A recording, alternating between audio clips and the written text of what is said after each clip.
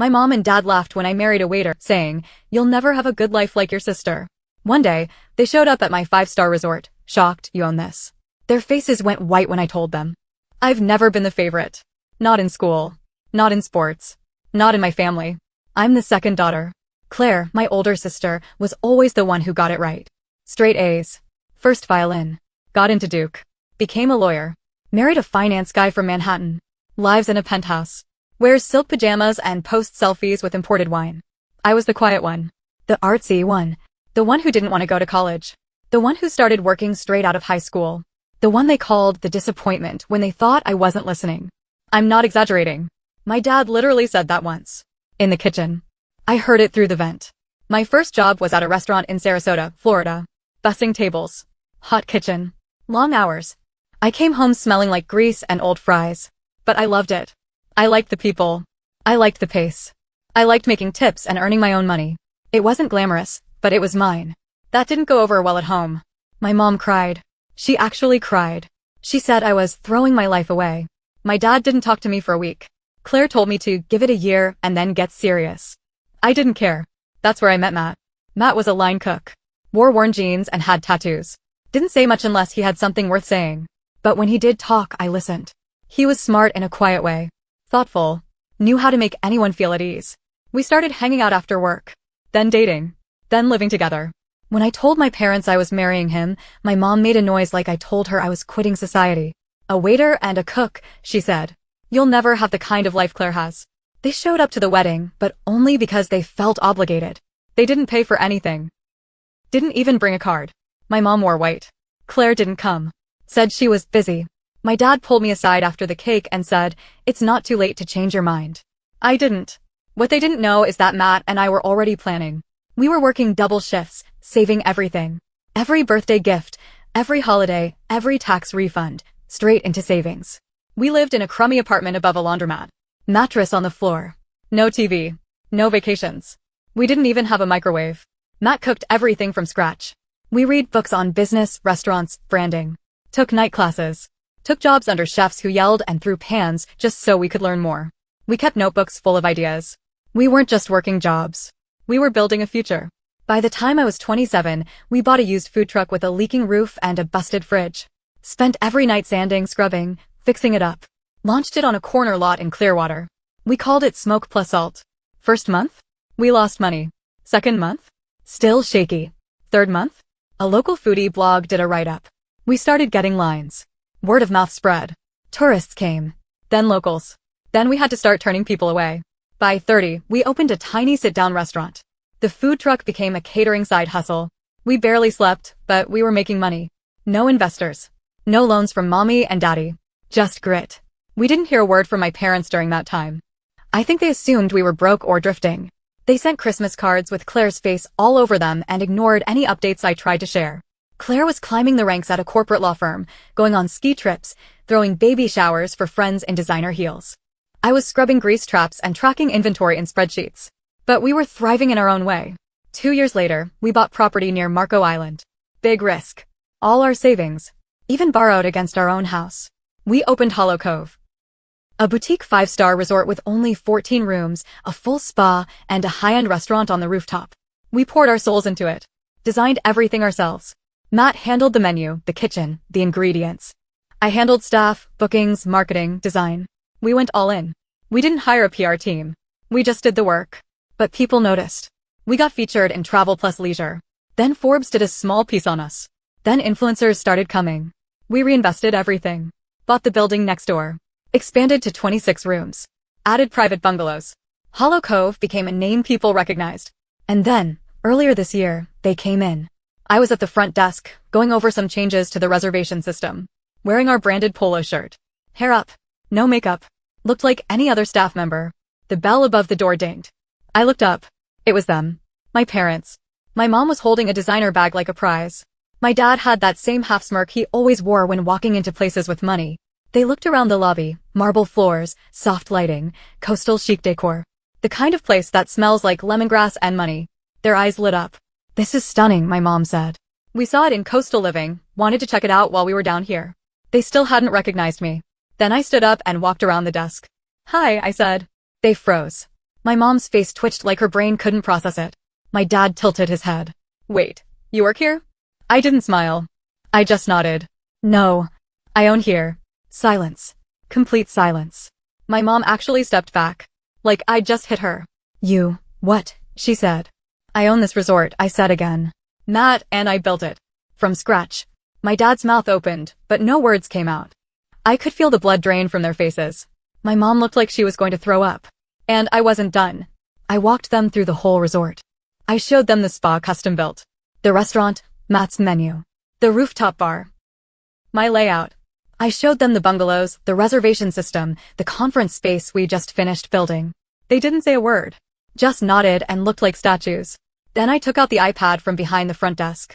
Pulled up a screen. Every guest has a profile in our system, I said. I tapped a few buttons. Some have special notes attached.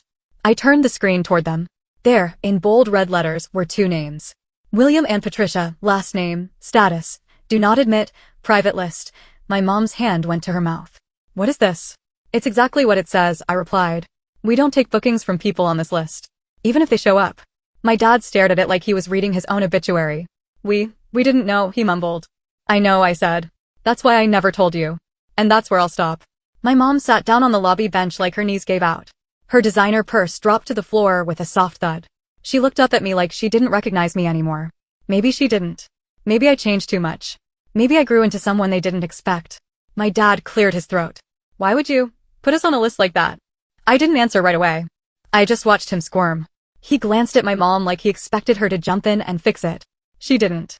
She was too busy staring at the polished tile floor like it had the answers.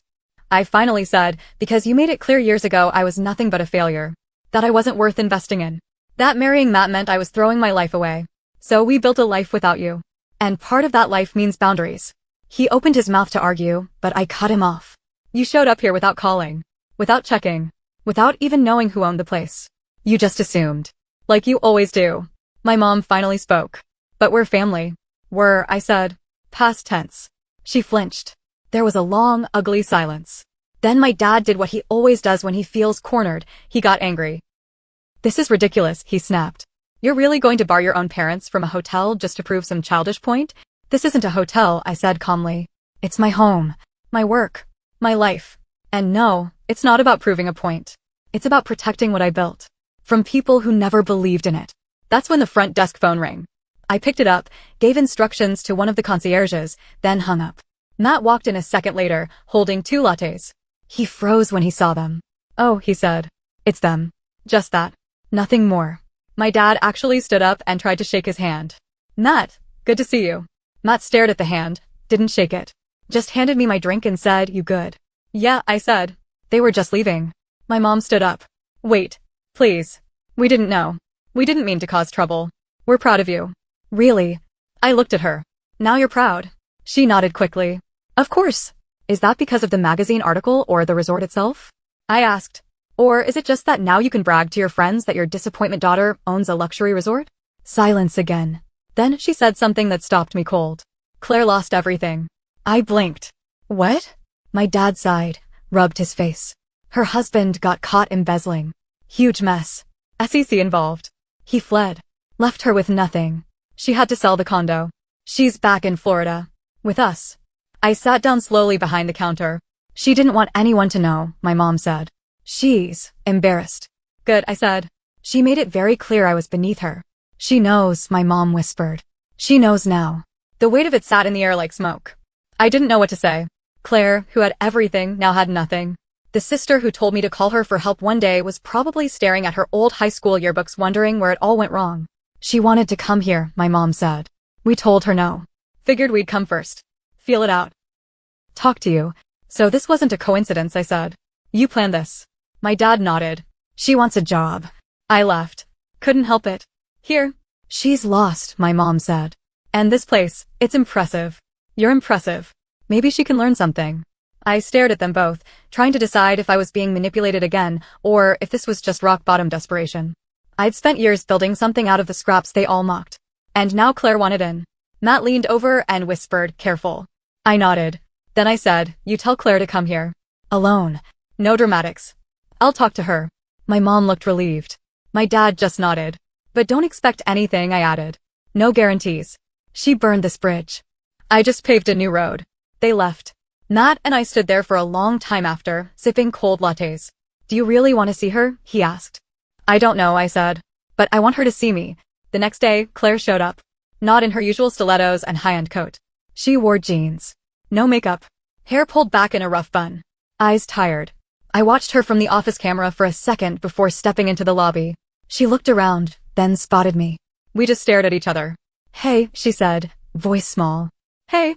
She walked up, stopped a few feet away. This place is beautiful. Thanks. She took a breath. I was awful to you. I didn't say anything. I thought I had everything figured out. And you? I thought you were just stubborn. Or dumb. Turns out you were just stronger. I still didn't speak. She looked down. I'm not here to beg. I need something to do. I'm not good at sitting still. I'll clean rooms. Whatever. I just want to work. You ever serve drinks? I asked. She shook her head. No, you ever cleaned a bathroom? Another shake. I sipped my coffee. Then we started at the bottom. She nodded. Okay. And I mean bottom. No name tags. No special treatment. You do it right, or you're gone. She looked me in the eyes. Okay. So I gave her a uniform. Put her in housekeeping. The first time she pushed a cart down the hall, I heard one of the other housekeepers whisper, "Is that the new girl?" And I smiled. Because for once, the world flipped. She was no longer the one everyone wanted to be. Now she was just another worker. And I was the one watching from the top floor. But I haven't decided yet how this ends. Maybe she'll earn her place. Maybe she'll try to snake her way in again. Maybe I'll forgive her. Or maybe not. I'm still watching. 2 weeks into Claire working at the resort, things started to shift. At first, I thought she might actually change. She didn't complain, didn't act like she was above the job. She kept her head down, folded towels, cleaned bathrooms, stocked carts, showed up on time. One of the older housekeepers even told me, she's quiet. Works hard. Bit awkward, but polite. But I still didn't trust her. Every time I passed her in the hallway, I watched her eyes. She always looked calculating. Like she was holding something back. One night, after the staff had gone home, I was walking through the main lounge checking lights when I found Claire sitting alone on the patio. She had a drink in her hand and was staring out toward the beach. Didn't know we served wine to housekeeping, I said flatly. She glanced back at me. I didn't steal it. One of the bartenders gave it to me. That annoyed me. I made a mental note to talk to the bartender. Claire turned back to the water. I used to laugh at people like you. People who worked with their hands. I thought it was sad. Now I get it. There's something real about it. It's honest. I didn't say anything. She sipped the wine. I was never honest. Not really. I played a part. I smiled when I was supposed to. Laughed when it helped me climb. Still, I said nothing. Then she looked me in the eye. You really did it. All of this. You made something incredible. Now I was getting suspicious. The tone had shifted. She wasn't just being reflective. She was circling something. Then she dropped it. I want in. I crossed my arms. What does that mean? I want to invest, she said.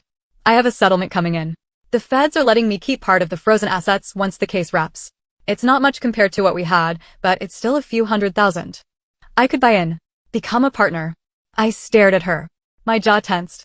You want a piece of the thing you told me would never work? That you mocked me for? I know how it sounds, she said. But I'm serious. I'm not trying to take over.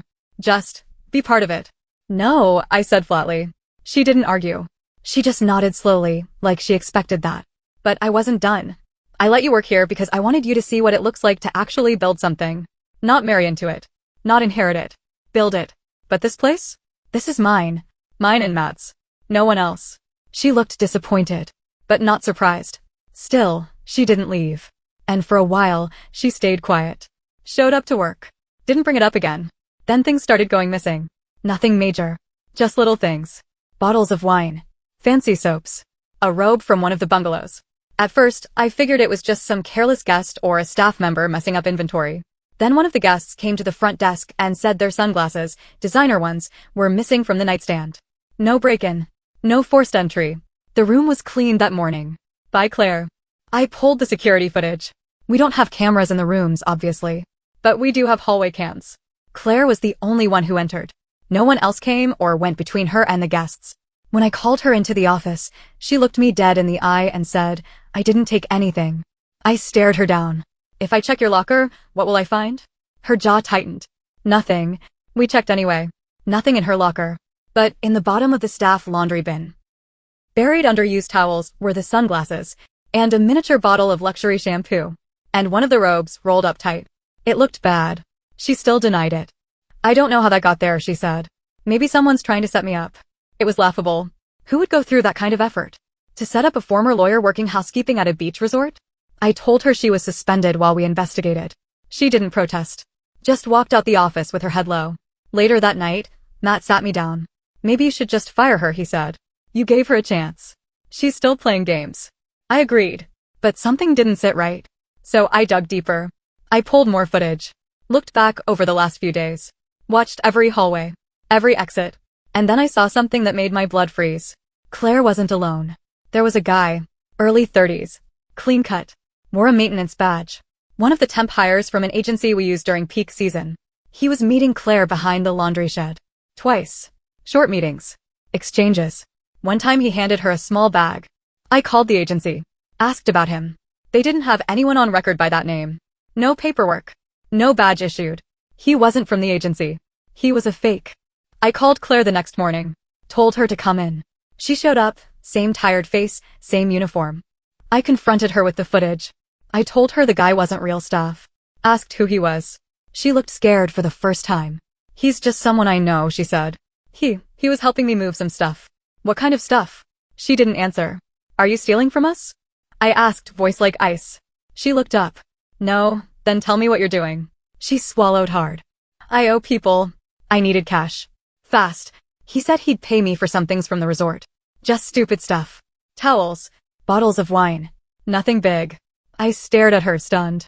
You brought a thief onto our property. I didn't think he'd take anything from guests, she whispered. I leaned across the desk. You had one job. One chance. And you threw it away. For what? A few $100. She broke then. Tears, shaking. Said she didn't know what else to do. Said the debts weren't from her. They were from her husband. That when the feds froze everything, she got hit with some of the debts too. I'm drowning, she sobbed. I didn't care. You're done, I said. Leave. If you step foot on this property again, I'll call the cops. She begged. Dropped to her knees. Literally begged. Matt walked in. Saw her on the floor. Turned to me. You want me to call security? I nodded. As they walked her out, I felt nothing. No pity. No guilt. Just relief. I thought that was the end. I was wrong. Because the next day, a man in a suit showed up. Federal badge. And the first words out of his mouth were, we need to talk about your sister. He showed me his badge first. Then his card. Special Agent Rowan Price. Tall, pale, government clean. Serious eyes, not much expression. Said he was with the FBI Financial Crimes Division. We were standing in the back office, door closed. Matt was in the corner, arms folded, watching every word. The agent placed a file on the desk between us and flipped it open. I'm not here to investigate you, he said calmly. But I need to tell you some things. About your sister. And I need your cooperation. I didn't say anything. Just nodded once. He slid a few pages forward. I looked. Photos. Claire and the fake maintenance guy. Not just from our security cameras, these were clearer from different angles. Different places. Street cameras. Stores. A storage unit. Another shot, her handing him a white envelope. Agent Price tapped the edge of the page. That man is a known associate of a group running an identity laundering scheme out of Naples. They've been selling stolen guest data from high-end hotels and resorts. Credit card skimmers. Fake accounts. Wire fraud. Matt's jaw tightened. So she was stealing guest info? Agent Price gave a slow nod. We believe so. I leaned back in my chair. Cold swept up my arms. She used your access to back-end systems, the agent continued. She had your login credentials, which she used to download internal reports and guest profiles. Emails, phone numbers, card data. We're not sure how far it went. I never gave her my login, I said quickly. She probably watched you type it in, Matt said. Or installed a keystroke logger. I felt sick. She's gone, I said. We kicked her out yesterday. The agent nodded again. She's not in custody. Yet. But we're close. When we bring her in, we'll need statements. Documentation. I hope you'll cooperate. I'll give you everything, I said, throat dry. He paused before standing. One more thing. He opened another folder. Pulled out a scanned document. I looked. It was a lease agreement. For a second Hollow Cove location. Not mine. Not Matt's. Under the owner names, Claire, last name, and Michael Thorne, the fake maintenance guy. I stared at it. It's fake, I whispered. Yes, the agent said. Registered under a shell company. Copycat branding. She planned to launch it in North Carolina next month. She even copied your website layout. Word for word. Matt cursed under his breath. I said nothing. Just stared at the signature. She wasn't just stealing data. She was trying to be me. That night, I didn't sleep. Neither did Matt. We sat on the deck drinking wine in silence. The ocean didn't help. When morning came, I found myself dialing a number I hadn't saved. I had it memorized. From before. Claire answered on the second ring. Her voice cracked. Don't hang up, she said. Please. I know about the second resort, I said. Dead silence. Then, I wasn't going to go through with it. Don't lie to me, I said. Not now. More silence. Then she said the words I'd been waiting for, not with anger, but a soft, broken truth. I never felt like I had anything that was mine. Everything I had was handed to me. College, jobs, status, even my marriage. I faked my way through it all. Then it all fell apart. And I saw what you had built. Real work. Real respect. I wanted that. I thought if I could just catch up to you, maybe I'd be someone. She was crying now. I'm sorry, she choked. I'm so sorry. I don't expect forgiveness. I just needed to say it. I stayed quiet. My hands trembled, but I held the phone. I hated you for being strong, she whispered. And now I hate myself. I could have yelled. Could have thrown her pain back in her face. But I didn't. Instead, I said, the FBI is going to arrest you. And I'm going to help them. She exhaled, sharp. Almost like relief. I know. I hung up. The arrest happened 3 days later. In public. At a grocery store in Sarasota. Caught on a bystander's phone. It went semi-viral. My parents came knocking later that night. They were furious. Not at her. At me. You didn't have to let them take her like that, my mom shouted, voice shaking. She's your sister, my dad yelled. You're supposed to protect each other. She's a criminal, I said. She tried to ruin me. Ruin my guests. Ruin everything Matt and I built. She was desperate, my mom snapped. She was cruel, I replied. And you let her become that way. You turned your backs on me for years while putting her on a pedestal. And when it all crashed, you thought you could use me to save her. They didn't answer. I stepped back, held the door open. We're done here. My mom cried. My dad looked like he wanted to punch a wall. But they left. Haven't heard from them since. In the weeks after, the FBI cleared Matt and me completely. Said we'd done nothing wrong. They even complimented our cooperation. We tightened security. Changed all passwords. Updated systems. We held a staff meeting. Told them the truth. Some were shocked. Some weren't. One of the front desk girls said, I never liked her. She was too rehearsed. We had one guest cancel after seeing the video. But we gained 5 new bookings from people who admired our integrity. Funny how that works. The trial starts in a few months. Claire's facing multiple charges. Wire fraud, identity theft, conspiracy. She'll probably do time. She sent me a letter from county jail. Handwritten. 5 pages. I didn't read it. Matt burned it in the fire pit. And I finally slept that night. Not peacefully, but deeply. Like something heavy had finally been dropped. Now? Hollow Cove is doing better than ever. We opened a second property, a real one, near Asheville. Different name. Different style. Still ours. I don't talk to my parents. Not sure I ever will. Claire's name doesn't come up. Not between Matt and me. Not with the staff. It's like she's been edited out of the picture. But sometimes, I think about that wedding day, the one where my dad leaned in and said I'd never have a good life like Claire. And now? She's in a jumpsuit. I'm in a tailored suit. She's waiting for sentencing. I'm planning an expansion. Life flips, sometimes. And the ones who bet against you? They either choke on the silence. Or watch from the sidelines. I'm not angry anymore. But I'm not open either. I learned what loyalty really means. What family really looks like. And who never deserved a seat at my table in the first place. So here I am. Still standing. Still building. Still rising. And this time? I don't need anyone to clap.